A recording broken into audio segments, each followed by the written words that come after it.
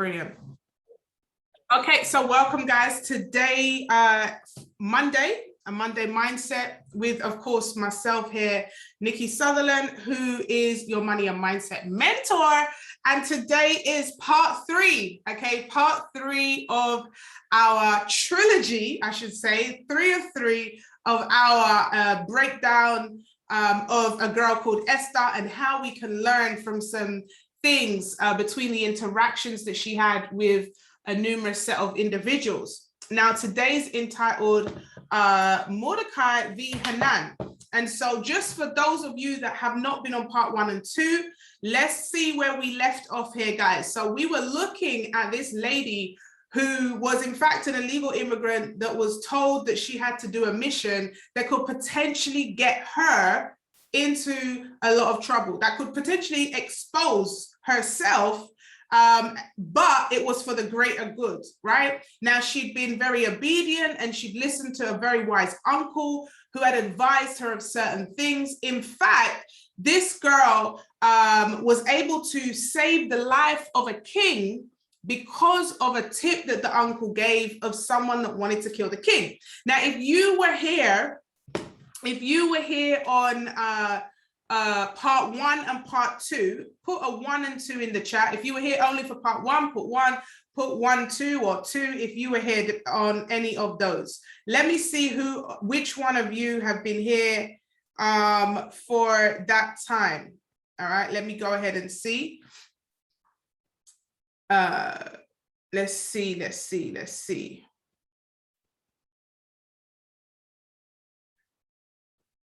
Let's see what's going on. So quite a few of you have watched 1 and 2 together. All right, so drop some of your takeaways in the chat. What is it that you remember from parts 1 and 2 so that we can get everybody up to speed on where we are right now in the story, okay? Let's see where our heads are at with this. Let's see where our heads are at with this. What has gone on? What's something that you remember?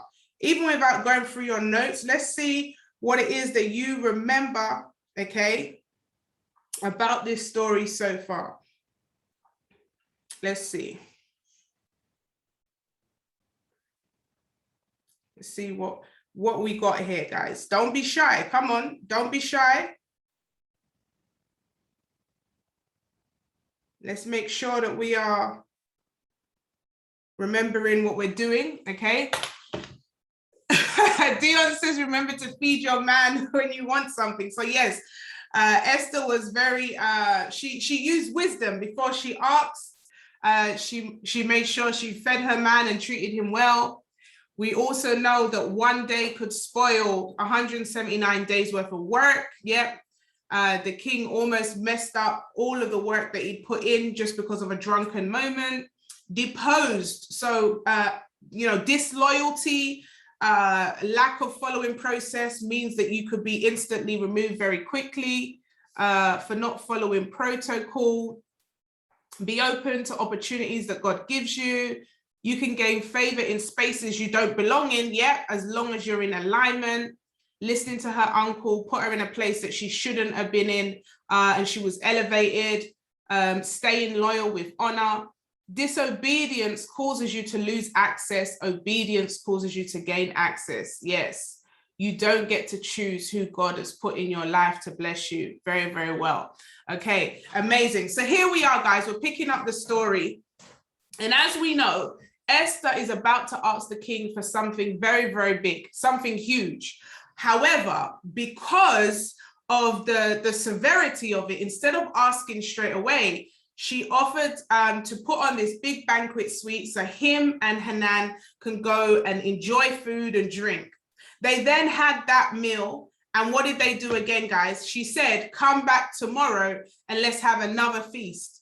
So she almost felt like maybe the timing is not right. And what we discovered last week is that it's very important that we do things in a timely fashion. There's a time and place for everything. Sometimes not everything that comes to your mind should be said, and not every time that you may see an issue, you may see something going on, but not everything needs to be spoken about. And there is also a time and a place and a season for, you know, a certain thing to be said. And she realized that it wasn't that time. So she said, let's go and have another meal, and then I'll let you know, right? Let's have another meal, and then I will tell you exactly what it is that I want, right? Okay, cool. So now we pick up and we're at that other meal. Now, before it gets to the next day, for some reason, the king couldn't sleep, right? So he orders one of his, one of his helpers or whatever to bring him a book of the Chronicles. Now, the book of the Chronicles is this, guys. The book of the Chronicles is very simply dates, times of like quite boring events that's happened in the past, nothing exciting. But what happened is he was hoping that it would, by him reading it to the king, he would fall asleep. But here's what happened. When the king could not sleep and he ordered the book of Chronicles, it was found recorded there that it was Mordecai that had saved his life. So it was recorded that Mordecai had told Esther, and Esther in turn told the king, which saved his life. How about that, guys? He couldn't sleep. Someone just put 777 if this is at all making any sense to you and how this kind of ties in together. If Esther had asked for the favor the day before, she probably would have been on rocky ground. But the night before she's about to go out to dinner with him again and give him this big banquet suite, he cannot sleep, right? And he's expecting to be read this boring chronicles, a list of dates, names, and events. It's more like a giant spreadsheet with barely any kind of, information. But as the servant was reading, he came to the passage where Mordecai had saved the king's life. Wow. So now in the king's mind, he's there like, this is the guy that saved my life. And he then turns to his servant and says, was this man ever rewarded for saving my life? Right? And the man says, no, nothing was done for him. Now, remember, guys, the king is known for what? What is the king known for? The whole time that we've been describing this king, he is known for what? Giving, being lavish, serving people and showing them how wealthy he is and how powerful he is. He's shocked to know that the man that saved his life has had no compensation. The man that has helped him so much, that actually been the reason why he's still alive, has had nothing. Persian kings were famous for their giving. They were known for what it is that they give. And it was important to encourage loyalty during that time. And so we know from chapter 1, where they were having this big old banquet, that was all about encouraging loyalty. Back then, remember, guys, the king doesn't need any more money. What a king needs is loyalty. How many of you know any wealthy individuals? You cannot pay them with money because they have money, right? Think about it, guys. If you are connected to a multi-millionaire, a billionaire, what can you offer that multi-millionaire or billionaire that they don't have themselves? This is where a lot of people get it twisted, right? The king didn't need any money from anybody, but what he craved more. And this is something that most people that have substantial amount of wealth always talk about, is what they want more than anything is genuine love, loyalty, people that actually care about them, not what you can do for them, not what they can do for them, right? Very important, right? So he's like, look, this gentleman has been loyal, right? What he's done should be honored. Now, remember, this is prior, right, to Esther even asking, but now the seed has been sown. Right? So the king says, right, here, check it out. What should we do to honor this guy? Here's the irony, guys. The servant says, I don't know. So the king said, who's outside right now? Let me go call them. And guess who's outside? Haman, the guy that's literally setting up to kill the guy. And he calls Haman, wait for it, who comes in and he says to Haman, Haman, now what do you think I should give to somebody who has been extremely loyal to me, the king? Now imagine Haman is hearing this, Haman, and Haman is thinking the king is referring to him. So he's thinking to himself, what would he like to be given to him? So Haman now is saying, well, if the king, is looking to, honor somebody, I would say bring them a royal robe. Okay, now that symbolizes wealth, that symbolizes prestige. A horse that the king has ridden, give him a royal chest placed on his head. Let the robe and horse be entrusted to one of the king's most noble princes, and let him lead him on the horse throughout the city, proclaiming before him. This is like the highest level of honor. So can you imagine? Haman is standing there like, your king is about to do this for me. So he's thinking of all the things that he would want the king to do. Okay, this is why, guys, this is why it is very, very important, right? It's very, very important that we know that we treat people the same way we would want to be treated. Yes or yes, because he's now telling the king exactly what he wants. So he's so focused on himself that he doesn't even wait to hear from the king who this man is, because he's thinking there's no one that's more loyal to him, to the king, than him. So he immediately starts telling the king, convincing him what should be done. And he's so sure that he is that favored one that he's adding so many things on for the king to honor him. So here we have it, guys. So the king allows us to, here's the thing. Have you ever heard the word that, God will allow, the enemy to set their own trap? You don't have to seek revenge, guys. Have you ever had somebody do hard done by you? Anyone done you bad or done you wrong? Or, you don't have to seek revenge, because there is something that I understand, that whatever you sow, indeed you must reap. So here we have it now. That Haman is literally getting ready for the king to say it's him, right? And he says, so king, what's going on? And he says, hear what I want you to do. Go at once. Get the robe and the horse and all of the things that you just been saying, and go and get Mordecai, the Jew, who sits at the gate, and do not neglect anything that you have just recommended. Can you imagine? The king's telling him to go to his enemy that he's just about planned to kill on a pole, to go and treat him like royalty. Haman is now swelling up with pride because he cannot believe that the guy that he's just about to kill is going to be rewarded in a way like that. I want to tell someone on this call right now that you think sometimes that you had it hard, but your reward is just around the corner. You're literally, remember in part 2, homeboy was in robes. When he fell to bow down to Haman, he was in robes, rags. He was in horrible clothes. He was dressed down in mourning. And now we're hearing that the king is saying, dress him like a king.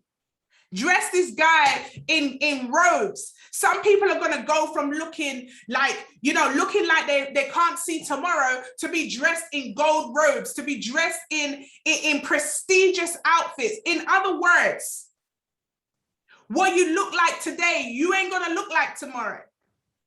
How you feel today, you ain't going to feel like that tomorrow. There's a miracle on the other end of where it is that you are right now, but you have to hold the belief and hold the faith that it's about to happen. But remember, Esther doesn't know any of this yet, right? So now, okay, here's the best part of it. Haman goes home to his wife. He goes home to his wife and he's just like, you would not believe what's going on. This guy, Mordecai, has fallen on his feet again. How many of you know that the enemy don't understand how you keep falling on your feet? They don't understand how you haven't crumbled and died yet. They don't understand how you haven't given up yet. They don't understand why you keep pushing, because no matter how many things keep coming your way to attack you, can you imagine how many things? This is the same Mordecai that's been told that him and all his people are about to die. And all of a sudden, not one person, but two of these illegal immigrants are now getting praised by the king. These people are supposed to, not have a say. They're supposed to not have a say at all. It then goes on to say, let me just skip real quick so you guys know, that not only was he dressed in robes and all of that stuff, the king promoted Mordecai to prime minister.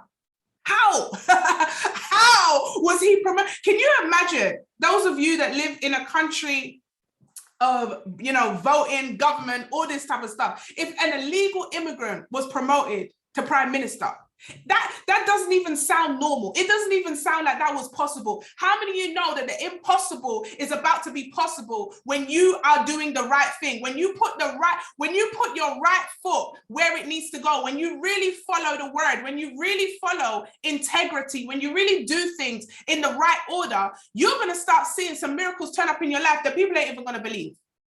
An illegal immigrant now becomes a prime minister. We're going to tie it all in. For those of you that are like, Nikki, get to it. So here we have it now. He's gone home. He can't believe it. He's like, yo, this is a madness. Not only is the guy that I'm about to kill, got favor by the king, but he's asking me to honor him. Have you guys heard your enemies become your footstool? The same ones that were cussing you out in another season are going to call you for help. The same ones that were telling you that you're doing this and doing that are the same ones that's going to ask you for a favor. The same ones that were tearing you down are the ones that's going to come back and say, you know what, please. And so here we have it. He's discussing with his wife. And his wife, his wife sounds like a very wise woman. The wife says, look, if I were you, leave this guy alone. The wife had a sense in her mind that this is a battle not to fight. Do you know that there's some fights that you just don't need to fight? There's some things that you just don't need to get involved in. There's some things that just require you to back down. You know, some people that have an idea in their mind and they keep fighting and fighting and fighting. We have to know sometimes what battles to fight. Sometimes whether you're right, wrong, indifferent, there are some things you say, you know what, this isn't worth it. And the wife is pleading saying, yo, this isn't worth it. But Haman, he was adamant. He was like, no, I'm not letting this one go. Some fights are not your battle to fight. And so he manages to push it out of his head to go the next day to this banquet. He enjoyed the banquet the day before, and he's probably thinking, you know what, I need a drink. I need to fill my belly because the news that I've had is not great. So here now, the king and Haman went to Esther's banquet for day 2. They are drinking, okay? And the king is like getting kind of like impatient now. He's like, queen, come on, tell me, what is it that you want? Even if you want half the kingdom, you can have it. But tell me what it is that you want. Now, remember, the king and Haman are clueless about Esther's origin. They're clueless about where she comes from, that she is in fact a Jew. Or that she's even related to Mordecai. They have no idea. So they're both relaxing now. Both relaxing. And the king finally gets Esther to reveal her request. Now, I just want to stop it right there. Imagine you are Esther, that you are about to ask a favor from your husband, the king. But the only way you can ask that favor is by revealing something to yourself that shows that you are illegal. You shouldn't even be there in the first place, which means that you potentially could get yourself killed. She'd probably gone through it so many times in her mind to really say like, yo, there's only one, I've only got one chance to say this. I better say this right. How many of you have ever had a situation where you're like, you know what, I've got to do this, but I'm only going to get one shot to have this conversation. I'm only going to get one shot to do this. You rehearse it, you practice maybe a job interview or something, and you're playing it over and over in your mind. The nerves are kicking in. Maybe the stakes are not as high as Esther. Her life is on the line, but the nerves in your belly, the feeling that you have, and the pressure's on, probably sweating, maybe you have to go to the toilet, maybe get a glass of water, whatever it is. Can you imagine how she must have been feeling?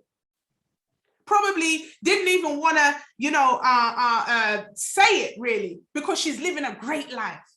But she realizes that there are other people's lives at stake. Sometimes, guys, and I'll be honest with you, sometimes, I remember years ago, I didn't want to accept the calling of my life because of how it made me feel, because of the fear of being exposed, because of the fear of being, well, I'm not perfect. I don't want anyone to judge me. I don't want to be in the limelight. I don't want anyone to, it was all I don't want to put myself in this position. I just want a quiet life. But I tell you today, guys, that a lot of us are living like that we're taking the easy route because it's the quiet life, when actually there are people's lives at stake. You living your purpose, you opening your mouth, you stepping forward and speaking your truth and being bold is going to save lives. And you're playing around with the lives that you are supposed to help because of, keeping in the shell and being fearful. I tell you this, guys, I'm in the same boat. I used to be in that space where I would not open my mouth because of fear. But we have to understand that when God has got a call on your life, when he tells you that this is the assignment that he's put you on this earth for, there is no fear when you are listening to him. You cannot fear, guys, because there are lives at stake. Every time you do not fulfill the assignment that's over your life, you are putting so many people's lives at stake. If you have overcome heartbreak, there are people that are going through it right now that need to hear your story. If you are overcoming racism, there are people that need to hear your story. If you're overcoming, trauma from abortion, miscarriage, there are people that need to hear your story. If you are somebody that's overcome anything that you are going through or have gone through right now, there is a reason for that. And there are people that's waiting for you to share your story to help them heal. But if you keep holding back because, oh, it's embarrassing, or, oh, I'm scared, there are lives at stake for that. And so Esther decided that she was not going to stay silent, despite it would have been so much easier. I want you guys in the chat just to put, I will not stay silent, right? We must not stay silent when it comes to the assignment on our life. So here's what she says. I'm going to read it word for word. If I have found favor with you, your majesty, look at that. She's still making sure she's following protocol, even while she's asking for the favor, your majesty. And if it pleases you, grant me my life. This is my petition, and spare my people. This is my request. So here's what she did. She turned it to herself, spare my life. Because now the king's thinking, what? What do you mean spare my life? Spare your life. For I and my people have been sold to be destroyed, killed, and annihilated. If we had merely been sold as male and female slaves, I would have kept quiet, because no such distress would justify disturbing the king. So at this point, she withholds the fact that she is a Jew, in the same way that Haman had held back the identity of the people at first. Remember, guys, when Haman said to the king, grant me the order to kill a certain type of people, he never said what people. The king granted it, not knowing what people he was granting him to kill. So the same way she didn't reveal she was a Jew, he didn't reveal that it was the Jews he wanted to kill. So now she says, King Xerxes, the king asks Esther, who is he? Where is the man that dares to put put your life at risk. Come on now. Ha! He's round the table with you, King. He's sitting right here. He's one of your homeboys that we're just sitting here breaking bread. Can you see how this is all coming together? So the king is mad. He's like, who dare want to kill my queen? Who dare want to mash up my relationship, my love, the woman that I've literally just saved my life? Who is this man? Now, where the men at on this call? Where are the men at on this call? When your wifey says, listen, there's a guy at work. He just keeps on harassing me. Baby, I don't know what to do. This guy, sometimes I'm walking past, he's all slapping me on my bottom. And, sometimes he's giving me winks. I feel real uncomfortable. Where are the men on this call that are ready to annihilate any man that is ready to come for your wife? Because I can just imagine the king like, yo, all right, show me the man. Where the man there? Show me the man. Show me the man. Yo, he's calling the boys. He's ready to mash up whoever this man is, not knowing that the man is sitting around the table eating with him. Yo, this story is getting juicy. You guys thought I was coming with a tea today. So now the king's like, baby, come on, baby. And Esther's there, this is like a whole icebreaker. She's like, babe, he's like, tell me the man. Who is this man that dare come to you? Do you know that you're a queen? Do you know that you're my woman? Do you know that, listen, any man, I will order it now. He's dead. Now, can you imagine her man sitting there like, yo, he's probably sinking in his chair like, yo, this is getting heated. If he thought his day was bad yesterday, it's getting from bad to worse right now. So first of all, yesterday, you were told to worship and honor and lift up your enemy, the one you wanted to kill. And today you're sitting around the table and the king is about to do you in. The king is about to knock you out. All of a sudden, guys, are you catching this? All of a sudden, the feeling of anxiety shifts. It's gone from Esther now. Oh, hold on, we're feeling something right now. Come on, give me some sevens. All of a sudden, the emotions that Mordecai was feeling, the emotions that Mordecai and his people were feeling, all of a sudden now the enemy starts to feel it. I want to tell you this, when you are digging one grave, make sure you dig two. Don't dig a grave for anybody, guys. And I'm jumping ahead, but I'm just letting you know, right? So he's gone to the king, Esther, tell me who this guy is. And at this moment, her man just wants to sink into his chair. He's falling apart. He's falling apart. And he's like, tell me, baby. Don't worry. Remember, at the beginning, he was like, anything you want, up to half the kingdom, I'm going to give it to you. So now he's like, baby, just tell me. I'm the king. You tell me what you want is done. Tell me who this guy is. So Esther's like, okay, babes. The adversary and the enemy is him, Haman. And she's literally now pointing to the bread around the table. The king is like, looking at him like, hold up, you little hypocrite. He's looking at his brother, ready to be like, okay. So here we have Haman now terrified. He's sitting in front of the king and queen, the villain. He's gone from being up there. Remember what we talked about with Queen and Vashti from the first one. The people that seemed to have it all, the people that were up there, that were greedy, that never respected the responsibility that they were given, that didn't just humble themselves, right? The people that had it all in the split of a second now become under the same law that they wanted to put on somebody else. Wait, it gets big, guys, right? Haman begins to beg Queen Esther for his life. How the roles reverse. How the roles reverse, guys. We were talking about it before. You know when someone begs you to borrow money and then the time when it comes to pay you back, you don't see them again, they disappear? How the roles reverse.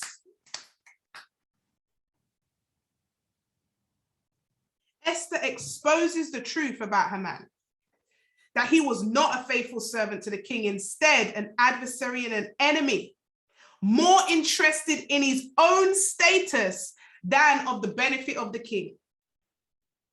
And now he stands before the king being accused of plotting the death of his queen.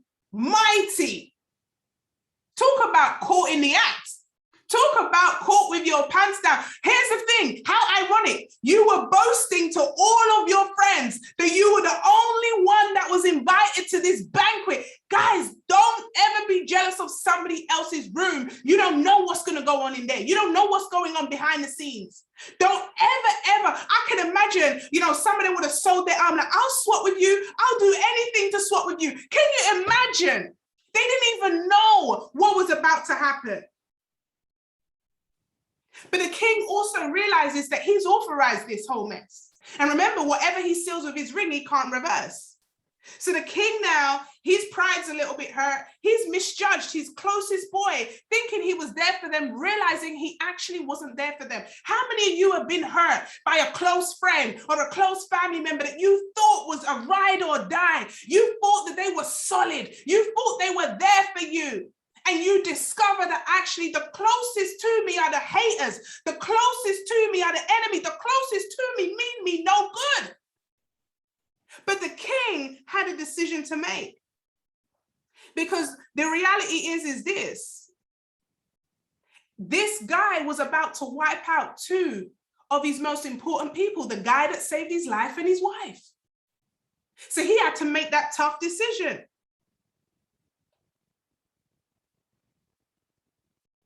The king turns around and says, Rah, you really gone as far as to molest my wife, brother. Like the king is literally like, yo, you taking it far this time with your pettiness, Bridget. Like you coming for my wife.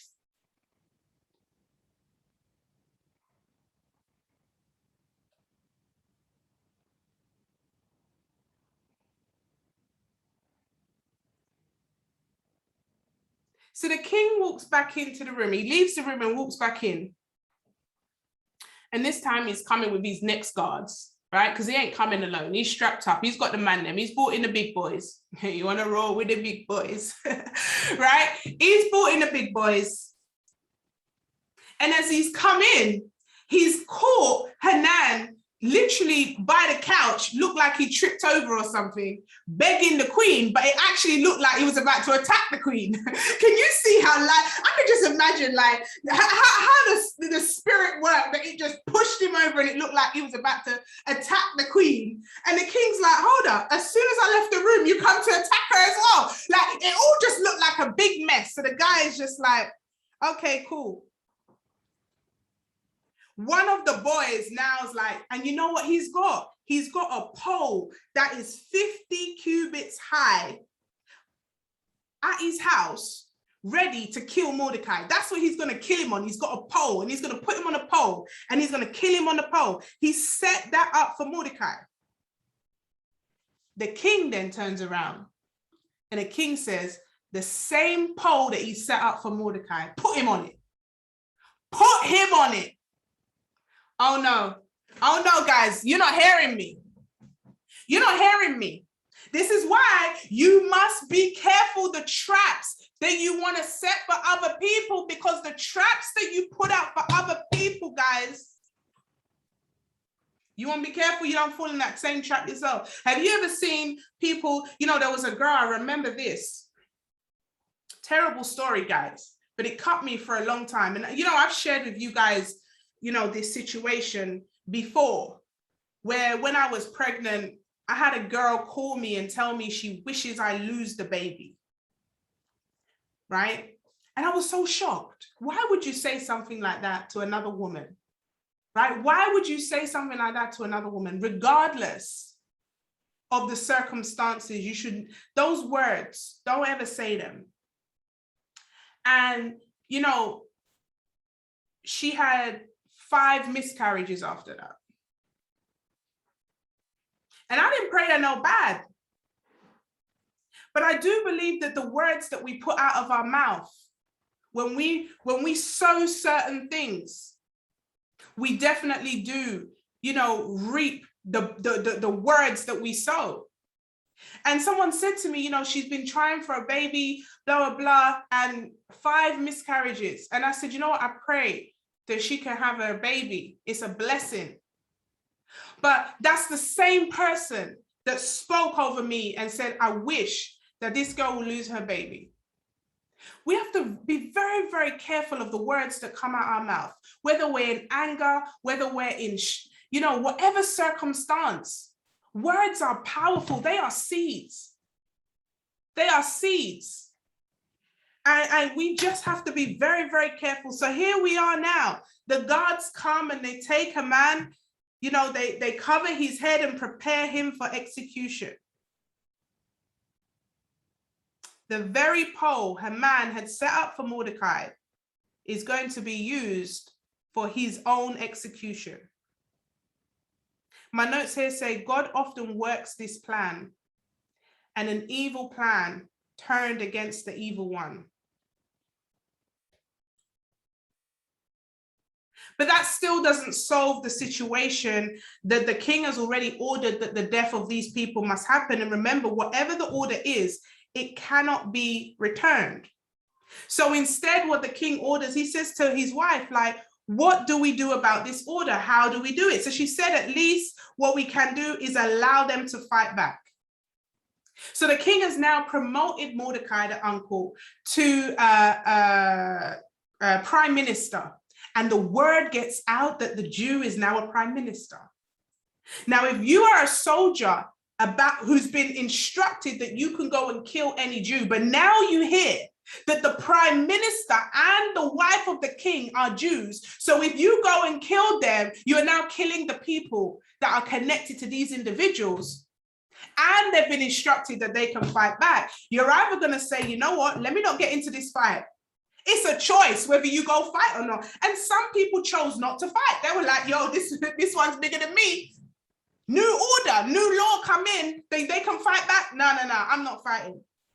Now, the ones that did fight, they got murked, guys, because the Jews were prepared. They were even celebrating, right? They were even celebrating. Here's what also happened. This is deep. Not only was Haman killed on the pole, but during the fight, his 5 sons were also put on the same pole. Guys, I want to tell you this. We're talking about financial generational wealth, but we need to understand about generational habits that we pass down to our children. They will inherit whatever we leave for them.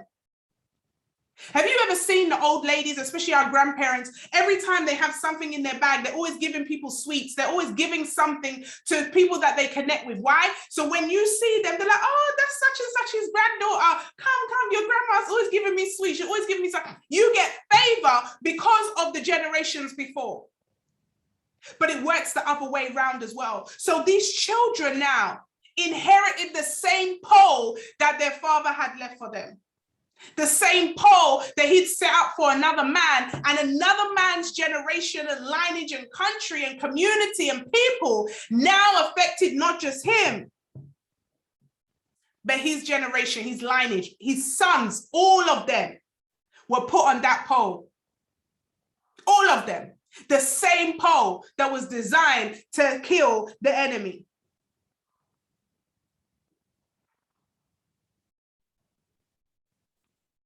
So the original order now is out. The people are like, yo, this guy, he's been promoted. Let me just hold on to that. There's some people, guys, that have counted themselves out for promotion. And you'll be surprised that you're going to get promoted in a time where you're not even expecting it. But you got to get ready for the promotion, guys. Who's getting ready for a promotion right now? There's going to be promotions. But one may seem impossible. With a blink of an eye. Access to the right people. Access to the right timing. A promotion will happen. And so they've heard that above all odds, somebody say above all odds, above all odds. Now here's what he does.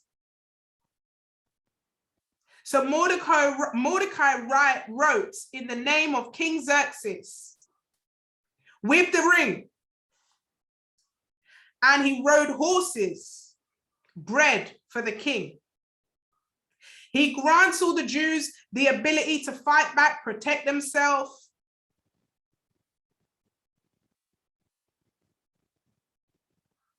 And for 2 days, guys, the 13th and the 12th of the month, I believe it was of June, I'll check that,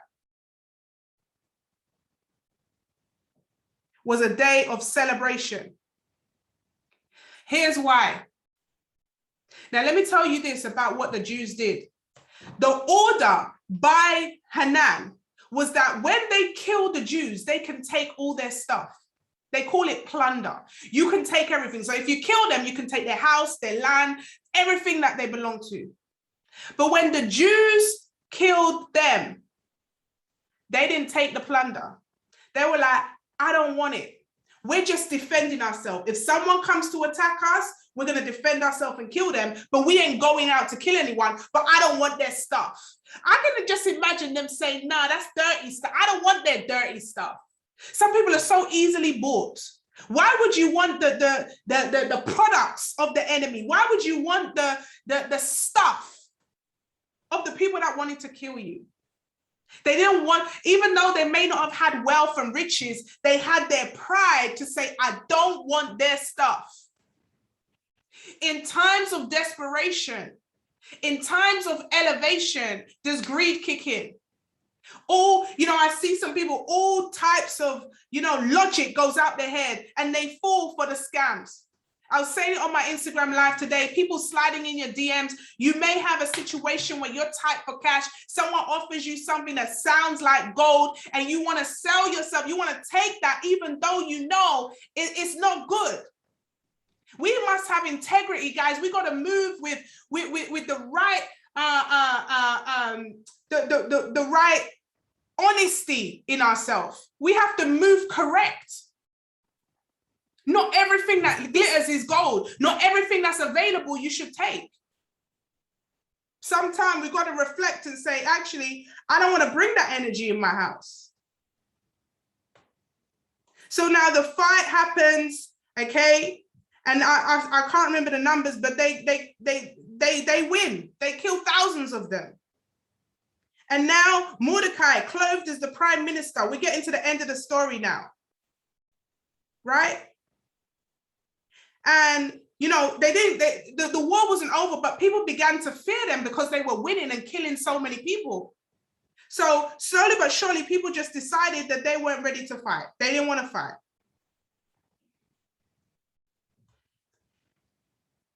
And so here we have it, guys. To wrap up neatly, the people are saved. The nationality are saved. Mordecai is now in the palace. Esther's now in the palace.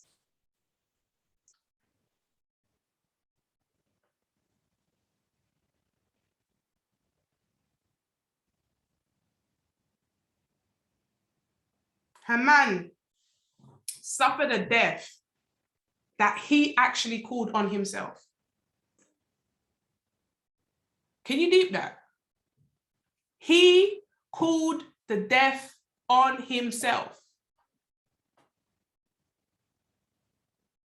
He went to the king to ask for blood to be shed. He was the one showing off to the people, telling them how he was going to be, top dog. He wanted to be dressed in the robes and wanted to be, celebrated and honored as the king, although he didn't have the position. Sometimes you see a lot of times people envy other people's positions and not really understand that position comes with a lot of responsibility. That position comes with a lot of decisions. But he craved the attention despite having all of the access. He lost his access. He risked his access. He put his life on the line for greed, for more celebration, more people clapping for him, more people honoring him. He was willing to risk his life. He was willing to kill nations just for that craving of celebration. Guys, let me just tell you this.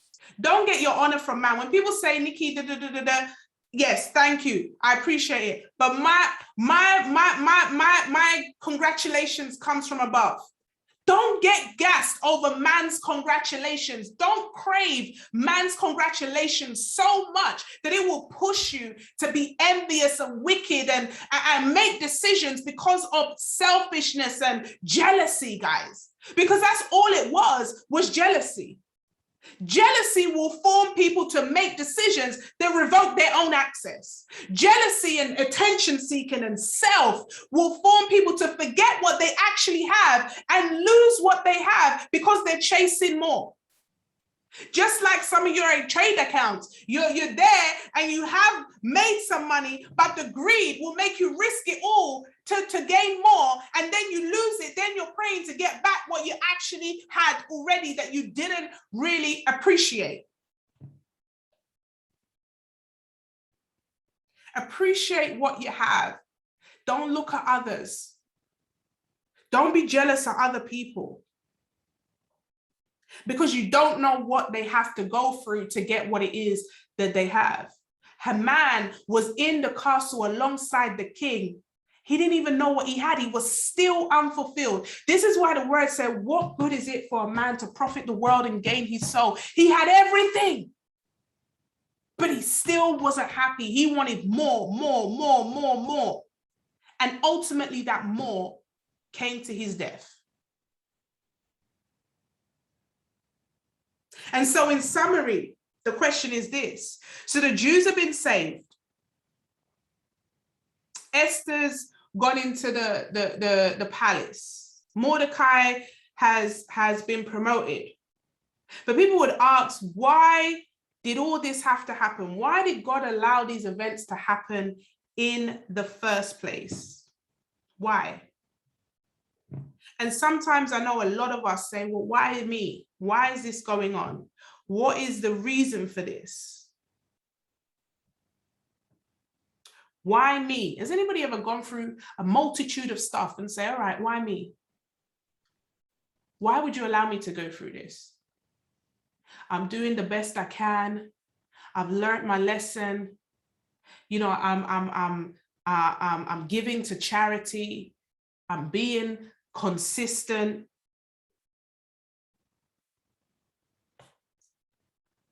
But here's the thing. There's always going to be conflict in this world, guys. There's going to be situations that come up. This is a very messy world. There's things that go wrong all the time. And I believe that a lot of this is about trust. Will you trust your Creator that He has bigger plans for you? Will you trust Him to work through you so that you can be a blessing to others?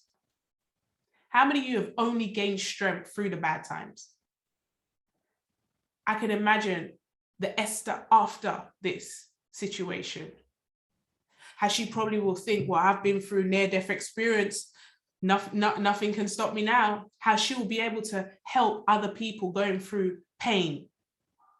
How many of you connect with people that are going through stress or pain, or because you've been through that? There's a certain way you can tell. The best coaches, the best, servants, the best people that lead, you can tell that they've been through stuff, because they wouldn't be capable of fulfilling that purpose without coming from a piece of pain. They say your pain turns into purpose. So why does some of this stuff happen?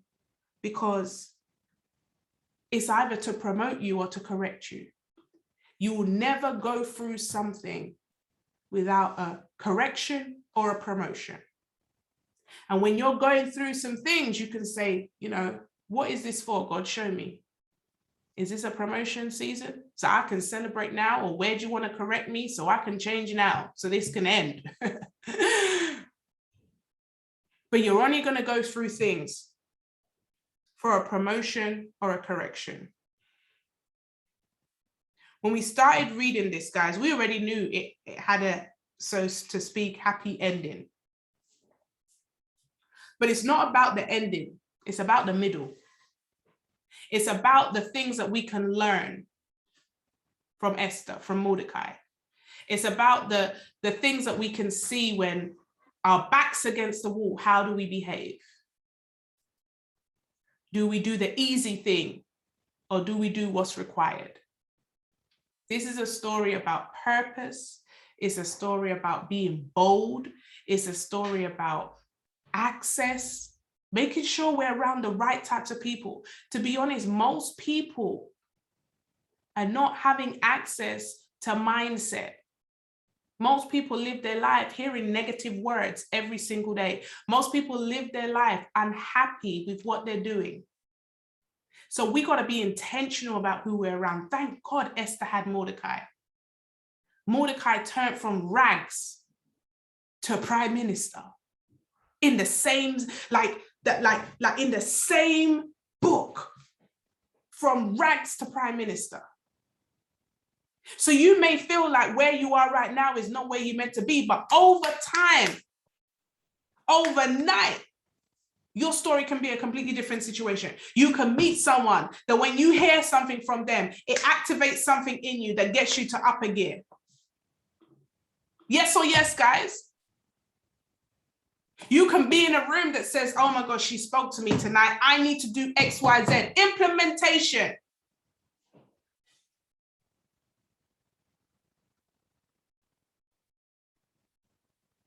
I'm going to tell you this, and you guys can write this down. The speed of your implementation will create momentum. The speed of your implementation will create momentum. Don't be afraid to do what you need to do because it may be hard. Don't be afraid. Don't let the enemy tell you that you can't. Don't let the enemy tell you that you're not good enough. Don't let the enemy tell you that you shouldn't be in a particular room.